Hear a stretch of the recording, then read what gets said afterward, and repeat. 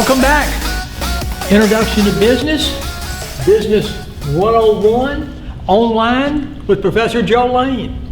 Today, you're going to be looking at Chapter 5, Forms of Business Ownership. Okay, let's stop and think. Unit 1, or basically the first week, are chapters 1 through 6. So we have hit Chapter 5. So we're getting a long way towards finishing this first unit. And I'll agree with you, this first unit is crammed full of a lot of really cool, good, exciting, dynamic business stuff. But if you have your study notes for each chapter and you've been viewing these videos, you know that we've been doing our knows and be familiar with, and we've learned an awful lot of stuff. All right. A miracle has happened. If you've been looking at, and I hope you have, the study notes for chapters 1, 2, 3, and 4. Okay, remember I told you at the beginning, they're not cute. I understand that. I didn't originally do them for you, I did them for me. But I share them with you because students have found them to be helpful. Well, I don't know what happened, but one day I think I fell and hit my head, and when I got up, I decided to do beautiful study notes for chapters 5 and chapter 6. So if you've got your study notes and you've scrolled down there, you've noticed that chapter 5 and chapter 6 are beautiful, beautiful. And the question you're asking is, are they all the rest of them going to be like that? No, they're not. This was just, like I say, a hitting of the head, and I did 2 chapters this way. There had to have been a good reason for it when I did it, probably because I had time to. But anyway, chapter 5 and chapter 6 are going to be chapters that are going to be a little easier to follow because I did a little bit more work with them. One other thing, when you're scrolling down and you're looking at the study notes, some of the study notes that I put, on Canvas for you were front and back. Some of the study notes were just front. So that being the case, sometimes when you're looking at study notes, for instance here, it may be like this. You see this page, and then there's a blank page, and then this page comes. So don't think that if you hit a blank spot in your study notes, that's all of them. You just keep scrolling down and make sure that you see and get all the study notes for all the chapters. Okay? Well, again, we're in chapter 5. Now, your first mini assignment is, or was, if I could own my own business, what would it be and why? That was mini assignment number 1. You may not want to own your own business, but I said, look, pretend. If you could own your own business, tell me what business you would own. What kind of a business would you own? And tell me why you would choose to own that type of business. I did that for a couple of reasons. One, I just kind of wanted to see what you thought. And 2, a lot of people do want to own their own businesses. It's kind of an American dream for a lot of people, like owning your own home. And so that leads us really nicely into chapter 5. When you're going to own your own business, what form of business ownership are you going to use? Different forms of business ownership have different legal restrictions, have different things that you have to abide by, and all that sort of thing. So is your business, and I drew your business here for you, is your business going to be a sole proprietorship, or is it going to be a partnership, or is it going to be a corporation? Kind of must have stepped back into corporation here. Let me touch that up. Those are the 3 forms of business ownership. Any kind of business that you pointed to me and said, hey, tell me about this business, it's going to be one of these 3 types of business ownership. So I want us to kind of start off this chapter, and this chapter really evolves around forms of business ownership and what you're going to choose as far as your business is concerned. Okay, let's take these really, truly, honest to goodness, beautifully prepared handout here, and let's look at what is a sole proprietorship. A sole proprietorship, sole means one. Sole proprietorship is a business owned and normally operated by one person. Let's say that you opened up a snow cone business. You put a snow cone place there somewhere close to your home and you did snow cones. That would be a sole proprietorship. If you opened it up and you owned and operated it yourself. Now, does that mean if you had an employee, it would no longer be a sole proprietorship? No. A sole proprietorship can have employees, but there's just one owner. So if you look at your handout, a business that is owned and usually managed or operated by one person. Now, don't be looking at the handout right now. What are some advantages of a sole proprietorship? Well, there's going to be two of them that's going to jump up into your mind first, and I'm not sure which one you're going to shout out. The first one is maybe, I get to be my own boss. People like the idea of being their own boss. I make my own decisions. I'm my own boss. And then the other thing that people say is, and now if you told me I get to keep all the money, then I'd have to scream. No, you don't get to keep all the money. You get to keep all the profit. Remember, money is revenue. You get to keep all the profit. So, and then we can look down through here at some of the advantages.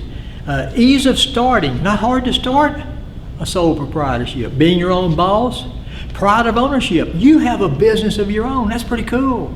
Okay. Leaving a legacy. You could leave this to your son or your grandson. I mean, stop and think. Think about Johnny's Pizza. Johnny Huntsman started that thing in the 1960s across from Northeast Louisiana State College. No, that's ULM now. That's become kind of a legacy in this area.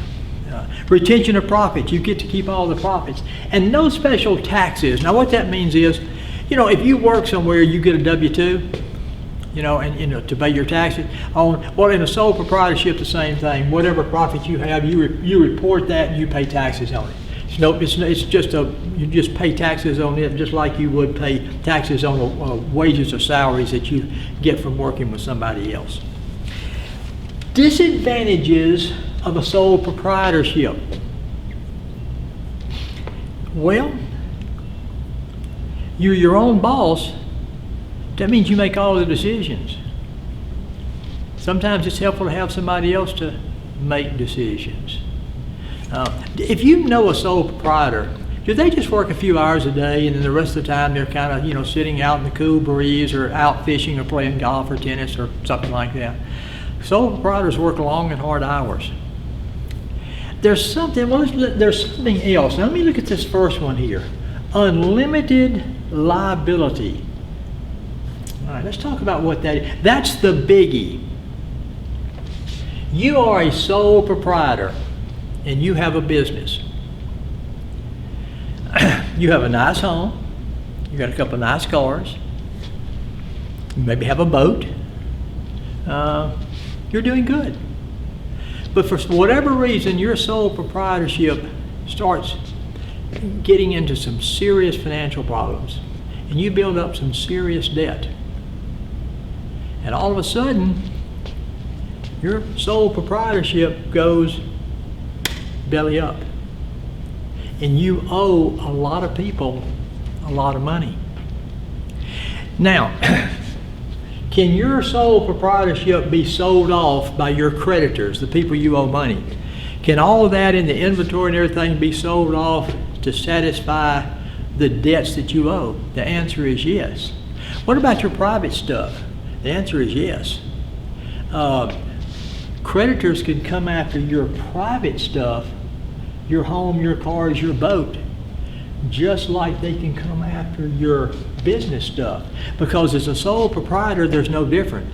You are the business is you. You and all that you have in the business are really one, because you are the owner of that business. So that's called unlimited liability. Not only are you liable to lose your business, you can lose personal things as well. That's pretty scary. All right. Limited financial resources. As a sole proprietor, you can only obtain so much finances for your business. That could be a disadvantage. Management difficulties, we talked about that just a second ago. Overwhelming time commitment, we talked about that. Few fringe benefits. Okay, who's going to give you a vacation, a 401k, sick leave, your own company car? Nobody. Limited growth. It's hard to grow a sole proprietor because it's just you. You know, what if you had 10 locations and and limited resources, and just your time and your resources, it kind of limits the growth of a sole proprietorship. Limited lifespan. Now, let's don't get morbid here, but I got to make a point. You own that snow cone business, okay? And one day you're at the house and you walk out to the mailbox, which of course is right there on the road. Well, you happen, as you walk to the mailbox and get ready to reach over to get it, you stumble and fall out into the road. 18-wheeler gets you. That's the end of you. That's the end of the sole proprietorship. Now, it may open up again tomorrow, but it won't open up as your sole proprietorship. It'll belong to somebody else. So, limited lifespan. Now, I'll tell you what, I want you to be familiar with what a sole proprietorship is. I want you to be familiar with the advantages and disadvantages of sole proprietorship. Now, we're going to go through a partnership and we're going to go through a corporation. And we're going to talk about advantages and disadvantages of each. I may not go through every advantage and every disadvantage of a partnership and a corporation quite as much as I did for the sole proprietorship to get us started. But I want you to be familiar with the advantages and disadvantages of a sole proprietorship, the advantages and disadvantages of a partnership, advantages and disadvantages of a corporation. Partnerships. I bet we know what that is. So what would be the definition of a partnership? 2 or more owners. So instead of you owning the snow cone business, you and Fred own the snow cone business. Y'all are partners in the snow cone business. All right. So let's talk about partnerships a little bit. A legal form, all these are legal forms. A legal form of business ownership with 2 or more owners. Now I got to make sure, since we're a partnership, there's me, and I think my partner is Fred. Okay. Now I put that up because I'm going to make a little bit of a change in a minute. You see under partnership and these beautifully, I should have sold these notes to you. These are really good. Under partnership, you see a general partner.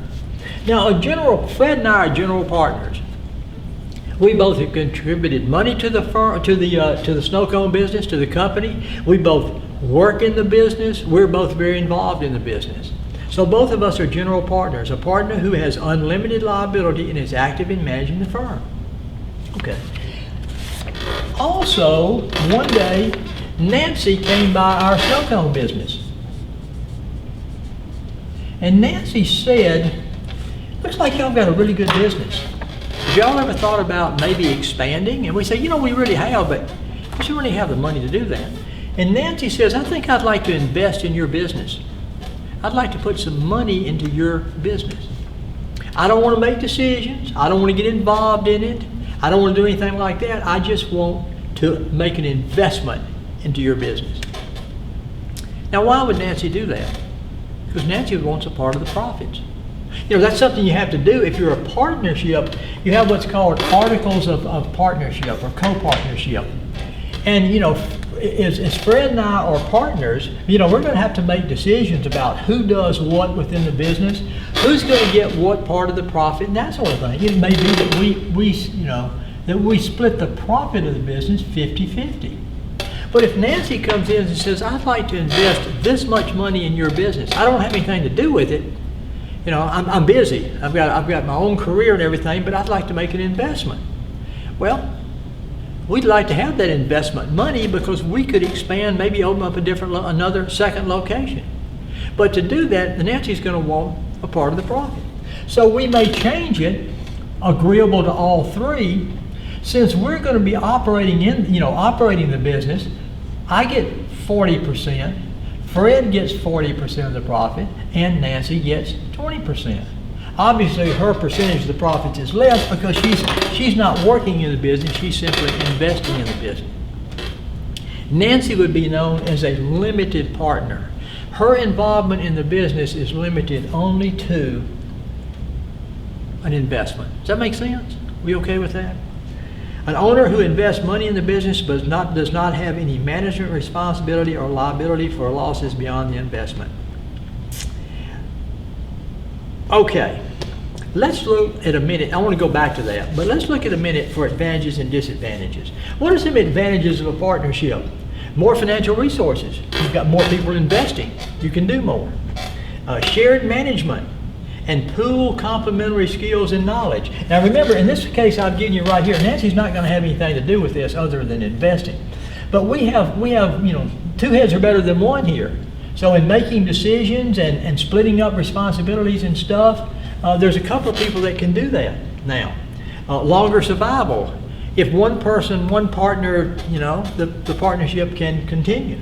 No special taxes. Same way on the profits that you earn, I report those on my taxes. Fred does the same thing. Nancy does the same things. A part of our regular taxes. No big deal. Disadvantages: unlimited liability. Now that's just like up in sole proprietorships. But let me show you a big difference here. You know what unlimited liability is? If this thing goes belly up, this business, and there's lots of debts of that business, can creditors, the people that this business owes money to, can they come after me, the business, and my personal stuff? Yep. Can they come after Fred, his part of the business, and his personal stuff? Yes. Can they come after Nancy, Nancy's business interest, and her personal stuff? Nope. What? No. Nancy is a limited partner. I mean, it's very clearly spelled out in the Articles of Co-Partnership that she is not involved in the business other than an investment. If she is a limited partner, her liability is limited only to what she invests in the company. That could be a considerable amount. Let's say she made a $40,000 investment in the company went belly up and everything. Is she going to lose her $40,000? Yeah, because it's going to be used to pay off the debts of the business. But is her personal stuff going to be touched? Her home, her car, that sort of thing. The answer is no, because she has limited liability within the company. But for all those general partners, they have the disadvantages of unlimited liability. Division of profits. Again, we've already seen that. You can't keep all the profits. Disagreement among partners. Hey, you may have some disagreement sometime. Now, in this particular case, Nancy would not be involved, so there's not going to be any disagreement with her because her only involvement is the investment. But between Fred and I, we've got a snow cone business, and I want to come up with a brand new flavor of snow cone. In Louisiana, you see all these animals on the road dead. So I want to come up with a roadkill flavor snow cone. I think that's a great idea. Fred doesn't think so. So there could be a disagreement there over what we do. Difficulty of termination. Just like one of the advantages is longer survival, one of the disadvantages is it's harder to terminate. It's harder to shut down. So sometimes things can be an advantage, sometimes things can be a disadvantage. So that's kind of some of the advantages and disadvantages of a partnership. You have general partners and you have limited partners.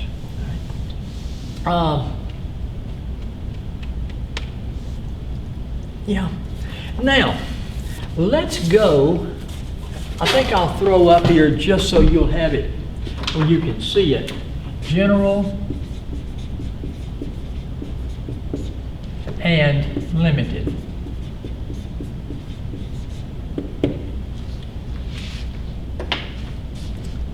Let's go to the corporation. Now these first two make they're easy to understand. Sole proprietorship, one person owns and operates a business. A partnership, two or more people own and operate a business. A corporation is different. Again, as I think I've already mentioned, I want you to be familiar with what a sole proprietorship is. I want you to be familiar with what a partnership is. I want you to be familiar with a general and a limited partner and the advantages and disadvantages of each. Corporation. Corporations are different.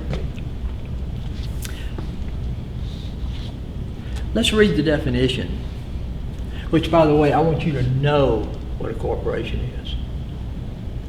A state-chartered legal entity with authority to act and have liability separate from its owners.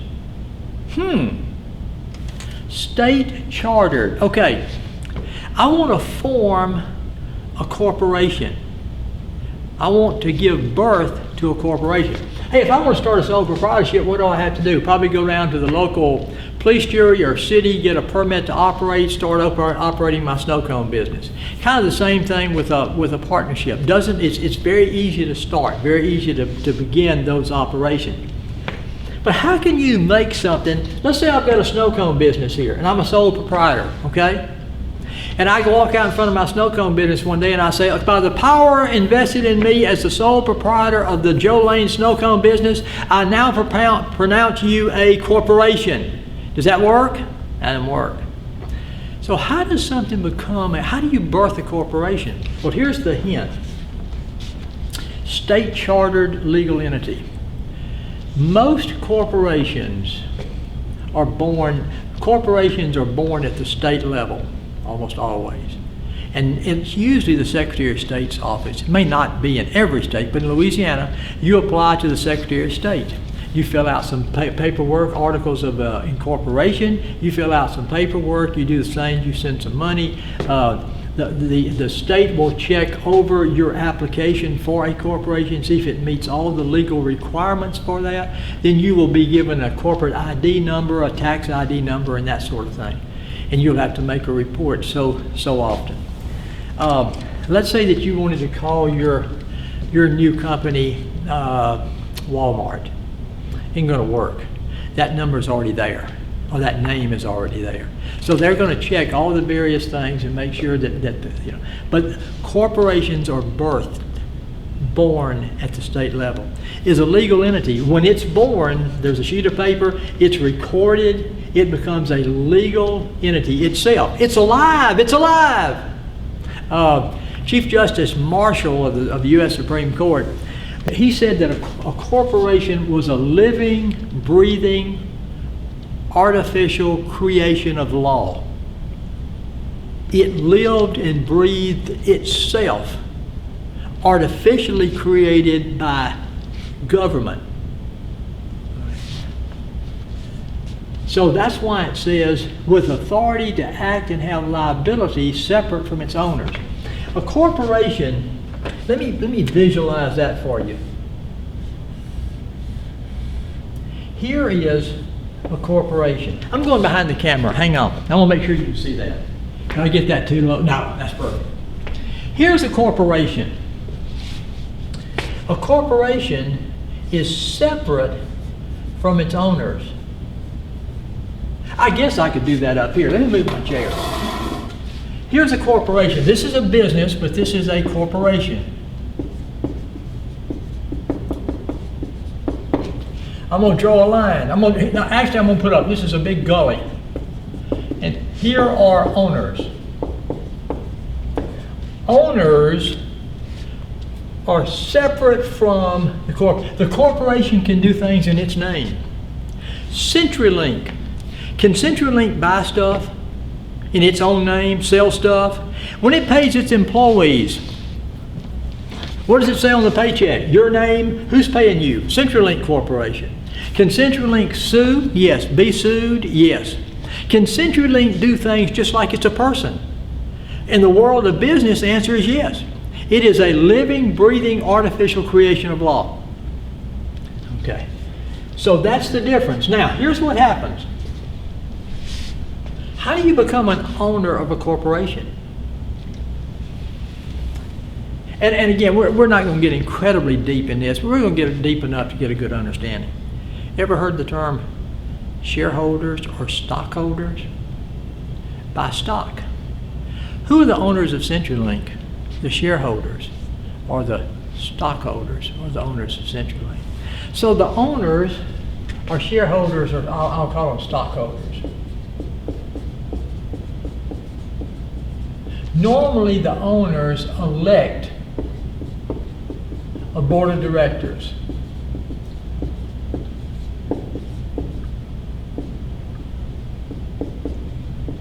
There's an I in there, you just can't see it. Board of directors. The board of directors hires the chief executive officers. And then they staff and run the corporation. You might be saying, and you may have said that in some other chapters, well, you know, I know a situation that's not exactly like that. Which I'm coming to the point of, are there sometimes exceptions to things? There's exceptions to most things. Like we talked about, you know, balance and all that sort of stuff. But generally speaking, this is how corporations are chartered, born at the state level, usually the Secretary of State's office, but not always. Corporations are separate. They are a living, breathing, artificial creation of law. They do business. Unlike a sole proprietorship where Joe is the business, or unlike the partnership where Joe and Fred is the business, this business is a business in and of itself, separate from its owners. What's that, fifth time I've said that? You come by, I think we've got the idea. The board of directors appoints or elects the chief executive officers. The chief operating officer, the chief executive officer, the chief financial officer, and then they staff and run the organization. Does that make sense?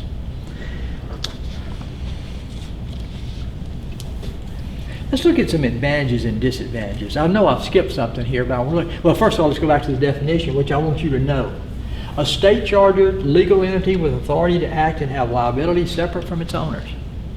Okay. Advantages. Limited liability. Okay, now wait a minute. What does that mean? That means if this business goes belly up, it's a separate legal entity. What are the owners going to be out?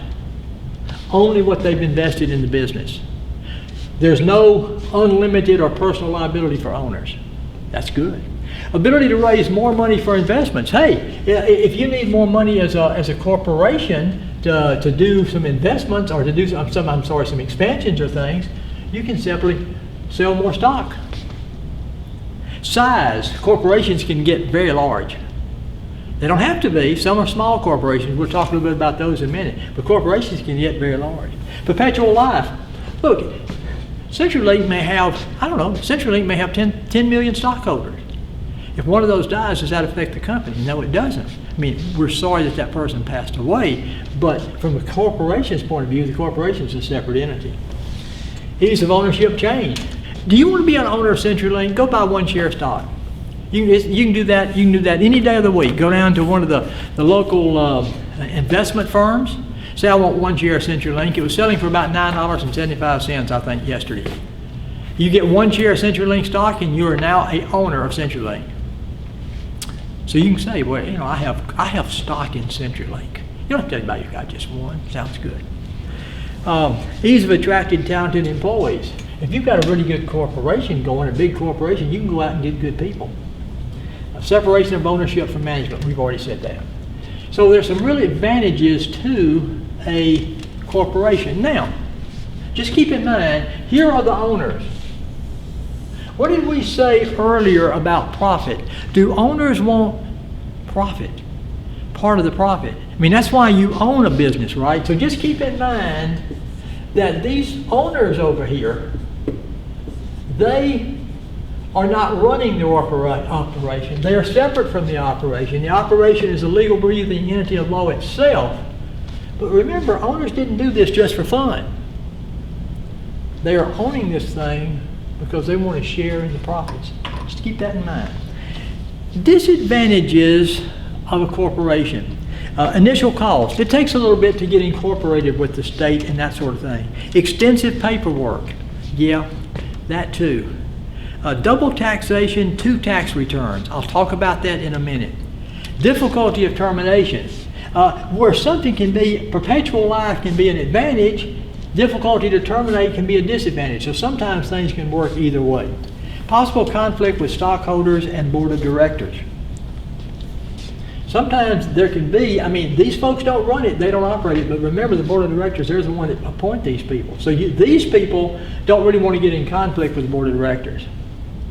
Okay, now let me go off on a little bit of a tangent, but it's something we need to know. If you are an owner of a corporation, how do you make money? Well, one way you can make money is this. Let's say you buy 100 shares of stock at $10 a share. So you spent $1,000. You sell that 100 shares of stock at $20 a share. It goes up. You sell it for $2,000. You made $1,000 profit.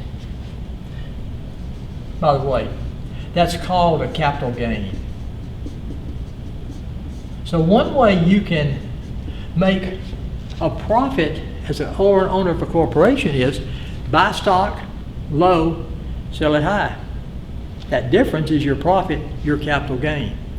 Now, are you guaranteed it's going to go up? No. Could it go down? Yeah. Might you ever, for some reason, decide to sell your stock when it went down? Yeah, you may decide if you think it's going to keep going down and the company's going to go belly up. Well, then you may have a capital loss. But one way you can make money is, you've heard that people sometimes say, buy low, sell high. So that's a capital gain. By the way, this capital gain here, is this taxed? Do you have to pay taxes on this when you get this money? Answer is yes. Okay, let's look at a second way that you can make capital gain. I am running out of space. I'm going to put this over here, but we're talking about this stuff right here. You ever heard of dividends, where a company will pay dividends to its people? Okay, to its owners. Let's talk about what dividends are. This company right here made $100 million profit. Wow, pretty good. Now, the chief executive officers, these folks, they said, look, here's what we're going to do. We're looking at doing some capital expansion. We're looking at doing some things like this. Maybe opening up a new location. So we're going to take $50 million and we're going to put that money in the bank. That's called retained earnings. We're going to retain $50 million of the profit. The other $50 million we're going to pay out to our shareholders, our owners. Because remember, these chief executive officers want to keep these people happy. And if this business made a $100 million profit, do you think these owners should expect a share of the profit? The answer is yes. And they don't want to necessarily sell their stock, even if their stock is up. So we're going to take this $50 million and we're going to pay that out in the form of dividends. Now, I'm not good at math, so I'm going to make this easy. We have 25 million owners or stockholders. Now, if my math is right, if we're going to pay out $50 million to 25 million stockholders, that means for each share of stock that you have, you get $2. 2 times 25 is 50. So, if you or that person over here that bought 100 shares of stock at $10 a share, but you have 100 shares of stock, you're going to get a dividend check of $2 per share. You bought 100 shares of stock at $2 a share. You're going to get a check for $200. That's your dividend check. Is that taxable? Yes. So your dividend, when you get it, is taxable. Now, when you sold that stock, I remember when we did that stock sale and you made $1,000. Remember you made $1,000 when you sold that stock? And we said, is that taxable? And the answer is yes. All right. The corporation, did they have to pay corporate taxes? The answer is yes. So let's say their profits, everything after all expenses but taxes, their profit was $105 million. Then they had to pay $5 million in taxes, leaving them a $100 million profit. So you can earn money. How do you make money being an owner of a corporation? Buy low, sell high, although there's no guarantee, and that's a capital gain. But I don't want to sell my stock. Well, another way you can make money is when the corporation declares a dividend because of good earnings.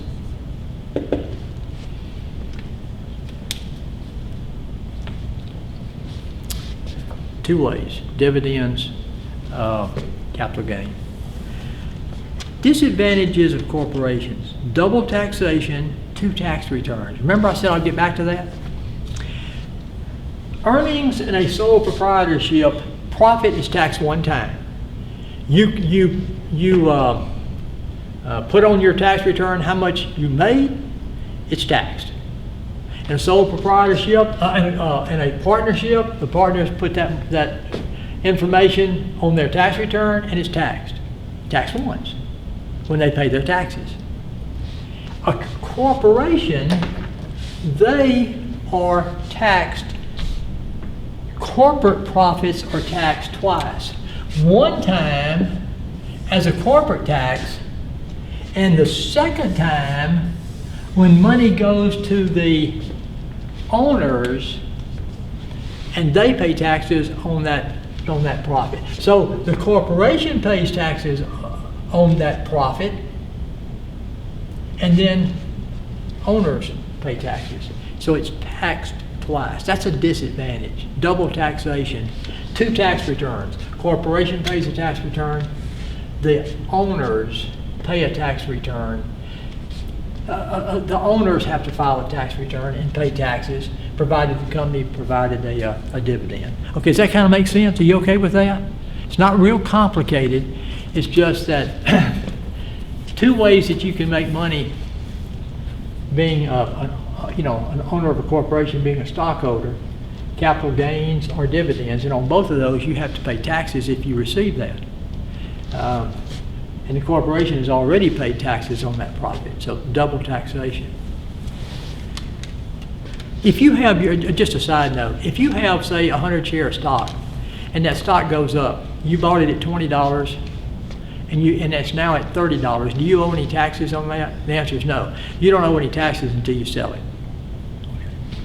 So this is kind of the idea, the idea of the advantages and disadvantages. All right, let me go back and pick up something, and then hit a couple other things, and kind of get through with chapter 5. Corporations. There are 3 types of corporations. Now, there's no need me trying to sit down. That ain't gonna happen. I better put Louisiana right up here. Okay. There are 3 types of corporation. Well, there's more than 3, but there's 3 that I want you to be familiar with. If you are a corporation in Monroe, Louisiana, you incorporated in Baton Rouge, Secretary of State's office, and you are doing business in Monroe, you are known as a domestic corporation. That's a company, a corporation that incorporated and is doing business in a state. Let's say that you decide also that you want to do business in Mississippi. If you have some operations going on in Mississippi, you are known as a foreign corporation. That's because you were chartered, you were born in Louisiana, but you're doing business in Mississippi. You filed, you didn't incorporate Mississippi, you're already incorporated, but you're doing business in Mississippi. You've registered with them. You're a foreign corporation there. Now, let's say you also have an operation in Mexico. In Mexico, you would be known as an alien corporation. Have you ever seen an alien? Sure you have. You ever seen a Honda? One of those cars? Aliens. Aliens. Now here's why. Domestic corporation, do business in the state in which they're chartered. Chartered in Louisiana, do business in Louisiana, you're domestic. Foreign corporation, do business in one state but chartered in another. A foreign corporation must register the estates where it's operated. I should have said must register in the states. I put an E in there, should not help. They must register. Our domestic corporation in Louisiana, when they go over and do business in Mississippi, they have to register in Mississippi. They don't get incorporated again. They're already incorporated. But in Mississippi, they're a foreign corporation. Doing business in Mexico or Canada, they would be an alien corporation. Where was Honda Motor Company incorporated? Where was it birthed? Japan. So, Honda Motor Company and all those little Hondas running around, those are aliens. Aliens! But wait a minute. The Hondas were made in the United States. Mercedes. Aliens! Mercedes was chartered, I think, in Germany. But they've got a Mercedes plant in Mississippi. That's true, but it's where they were chartered. Okay. All right. So there's a lot of companies that that are chartered in other nations that do business here. Now we don't really think of Hondas as my wife drives a Honda. She does not feel like she's driving an alien. Okay. But from a business point of view, I want you to be familiar with aliens, domestic and foreign corporations. All right. Last thing about corporations. There are some special, what I've been talking about here, this corporation I've been talking about here is called a C Corp. This is what you just call a regular corporation. It's been incorporated, it does business, it's Walmart, it's Target, it's Microsoft, it's Graphic Packaging, it's CenturyLink, it's all these corporations. Now, there are some special type corporations, and I put these down here for you.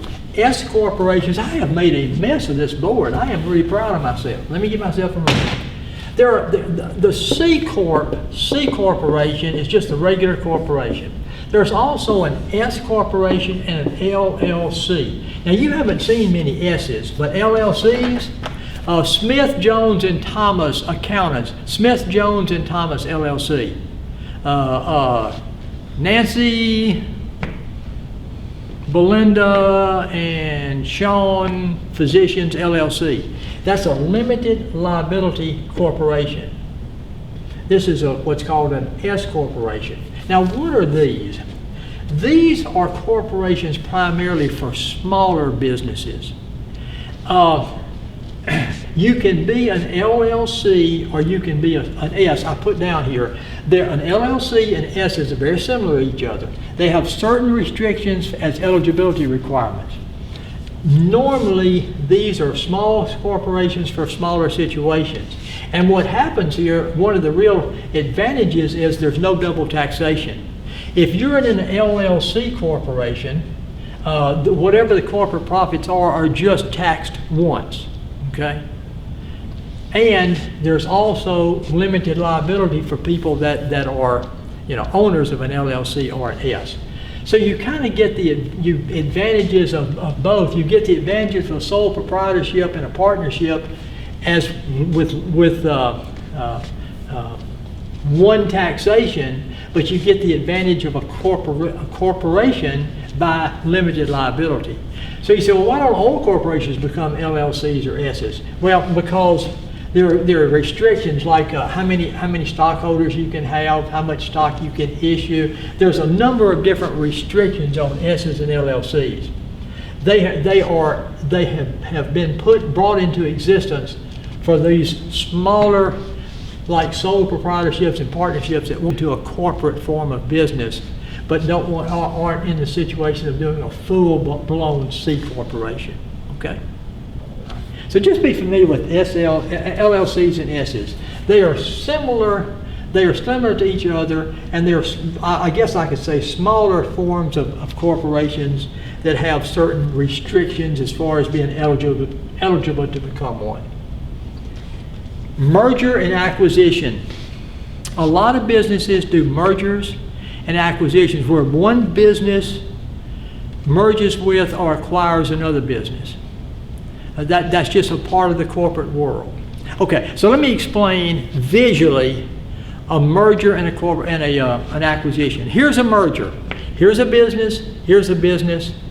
They merge together. The two become one business.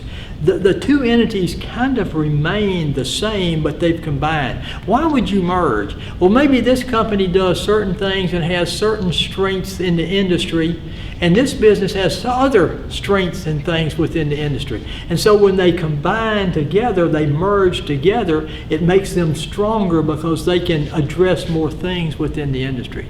They merge together. That's a merger. Acquisition. Here's a business and here's another business.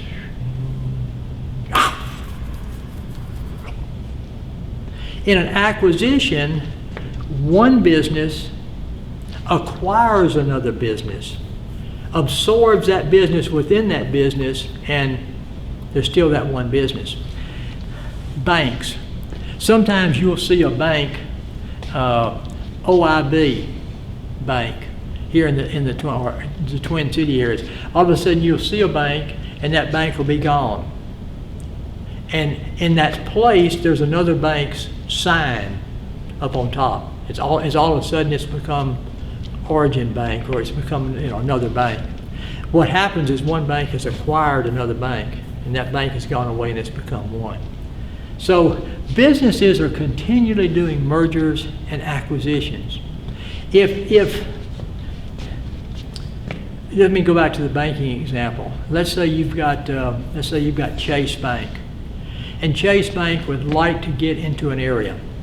They don't have any banks in a particular area. Well, they could build banks into that area,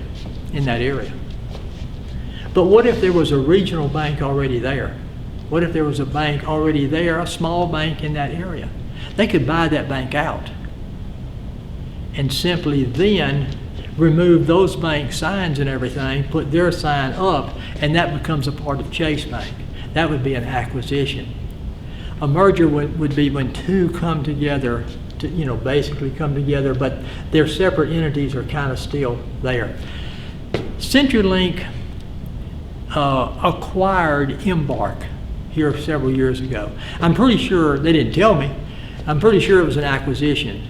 Now also, CenturyLink and M3, or 3M, I think it's M3, they came together, and the way it looks like almost it was more of a merger. Now I don't know, it could have been an acquisition, but it looked like they came together because the person who was the president of Glenn Post, the president of CenturyLink, became the president of both.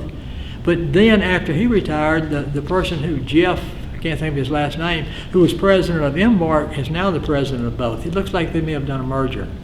So I just want you to be familiar with merger, result of two firms forming one company, an acquisition, one company's purchase of the property and obligations of another. All right. Last two areas we want to look at. Franchises. I want you to be familiar with what you know what a franchise is. The right to use a specific business's name and sell its products or services in a given territory. You know what, like franchises, Holiday Inn Express, McDonald's, Curves, that's a ladies' fitness center, Dunkin' Donuts.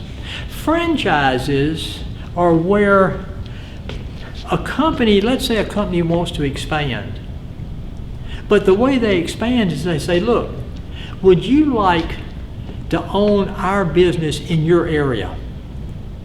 Would you like to own a McDonald's in Ouachita Parish or McDonald's? And you say yes. And so McDonald's says, okay, you can buy the right to our name and our franchise. So you pay a franchise fee. A franchise fee that says, I want to buy your name and operate a McDonald's, own a McDonald's in Ouachita Parish. A franchise fee can be a couple of $100, a couple of $1,000, a couple of $1 million. It just depends on the franchise. Harley Davis is a franchisee. So you buy the right to operate a McDonald's, and I'll use it because it's a good, easy example, or McDonald's in Ouachita Parish. Okay. Or you could do that with some other type of a company. All right, let's look at a franchise for a minute. What are some advantages and disadvantages of a franchise? Advantages, management, and marketing assistance. McDonald's knows how to do it. They know how, they have the business plan, they know how to do it. So you're buying a McDonald's, I mean, how many McDonald's do you see closed? Not very many.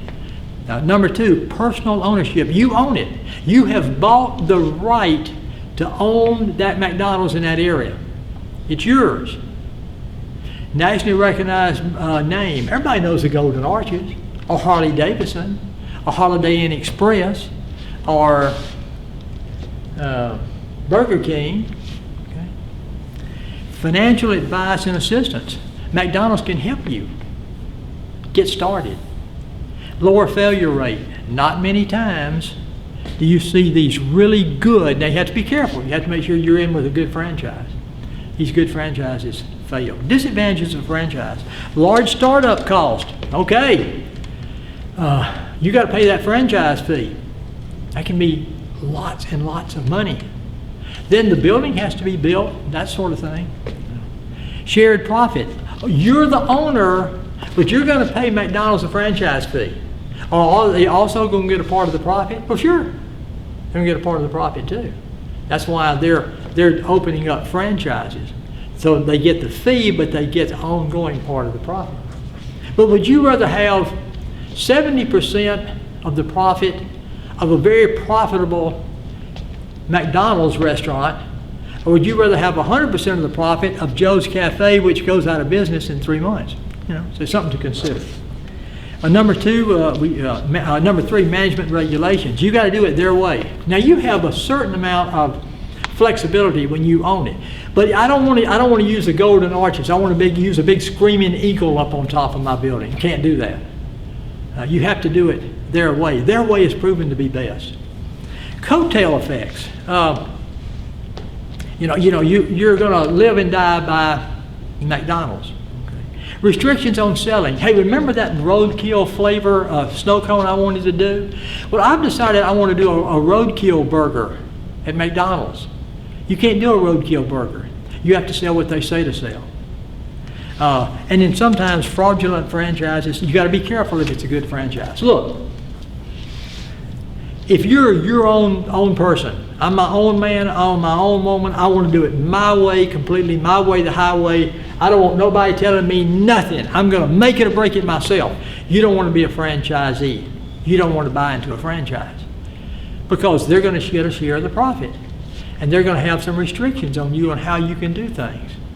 They also are going to give you management assistance. They're going to give you national recognition. They're going to give you a proven commodity. But if you want to be your own person, it's not for you. However, if you are someone that says, hey, I'd like to take a successful business model and I'd like to own it in my area. Last comment on franchises.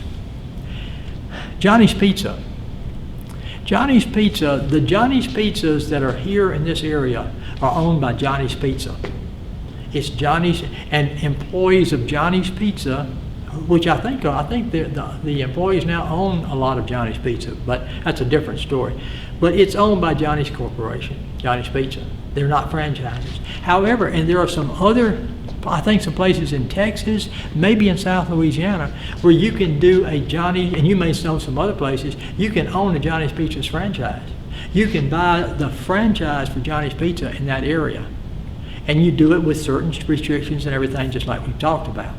So Johnny's Pizza is a place that has corporate stores, but also has franchises.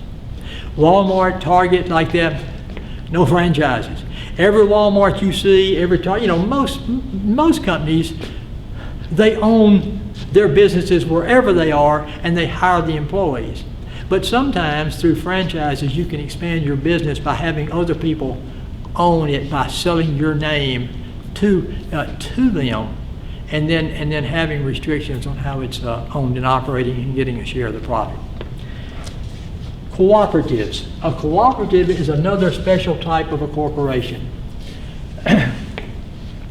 Let's say that you're a farmer. Let's say there's 3 or 4 farmers that are farming in an area.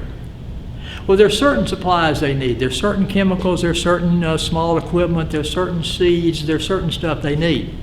So they open up a business that sells that kind of stuff.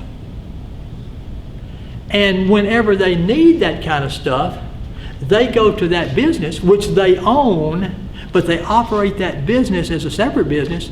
They own and buy from the business. Also, if Joe Lane walked in there and he wanted some seed, he could buy there too, if he wanted to. That kind of a business is called a cooperative, a business owned and controlled by the people that use it. You say, well, why would a group of people do that? What's the best way to make sure that with the store that you have available the things that you need on your farm? If you own the store. And it was a good way to make sure that you could have the small equipment, the supplies, the seeds, the chemicals and stuff you need. So a cooperative is a special type of corporation that is owned primarily by the people that use it, although others could own it as well. That's a co-op. All right, that takes care of Chapter 5. If you're looking at your handout, you see something that says entrepreneurship. That starts Chapter 6. We're going to do that. We're going to do that next. I think, as I was looking through Chapter 5, I think the definition of corporation is probably the main no thing in there. And then we talked about a lot to be familiar with. Obviously, you want to be familiar with what a franchise is, just like you want to be familiar with what a merger and an acquisition is, and the advantages and disadvantages of franchise, and what a cooperative is. That takes care of Chapter 5. One more chapter. It's a short one. One more chapter, and we've got chapters 1 through 6 done. Forms of business ownership. Hope we got it. I hope we kind of understand it. It's perfectly okay if you want to watch the video twice. Hey, maybe you want to have, you can't have more than 10 people. You may want to have 8 members of your family all come and sit down and watch my videos. Yeah, right. Okay, maybe not. Don't hurt my feelings. All right, I'm done. Loud clap says I have finished Chapter 5. And then I will move in pretty quickly to Chapter 6. Chapter 5 complete. See you in 6.